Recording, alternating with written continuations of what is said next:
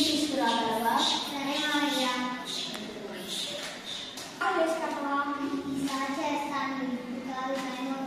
నువ్వు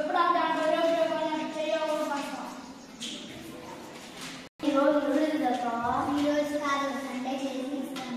అవునమ్మా, నువ్వు ఎప్పుడు నూడిల్స్ చేస్తా ఉంటే వాడే చేస్తాను. అవును అమ్మ, నన్ను పాలిష్ చేసి ఎక్కడ పెట్టారు? అక్కడ ఉన్నాయి చూడు. కనిపించలేదు. సరిగ్గా చూడు, అక్కడే ఉంటాయి.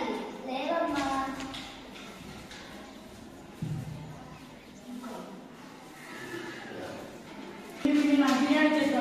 ఈసారి చేసి పెట్టాను. నువ్వు ఎప్పుడు ఇలా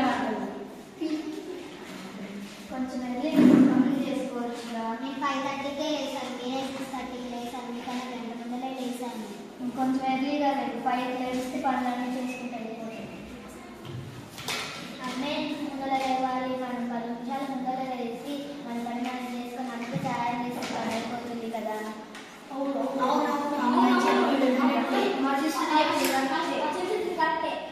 మొక్కలకి నీళ్ళు పోస్తాను.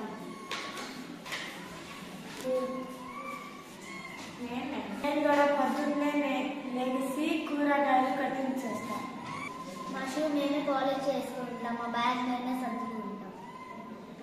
అమ్మకి ఎప్పుడు సహాయం చేస్తూ ఉంటాము.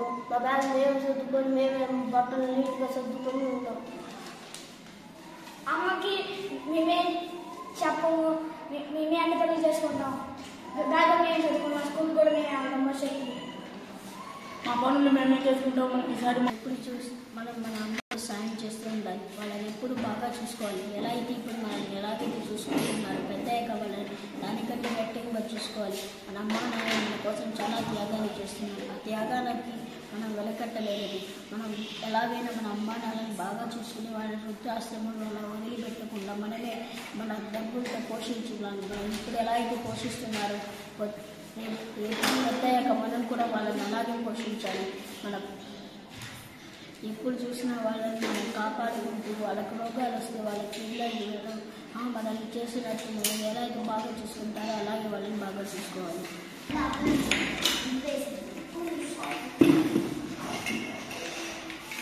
నువ్వు నీ తలకాయ కనపడుతుంది. ఓకే.